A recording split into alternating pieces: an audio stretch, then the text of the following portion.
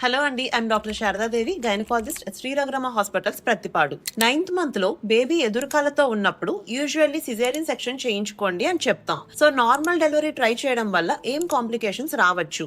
ఎదురుకాలతో ఉన్నప్పుడు బేబీ యొక్క hands and legs ఒక్కొక్కసారి ఎక్స్టెన్షన్ లో ఉంటాయి. అలాంటప్పుడు నార్మల్ ట్రై చేసినప్పుడు బేబీకి ఫ్రాక్చర్స్ అయ్యే రిస్క్ కంపారిటివ్ గా ఎక్కువ.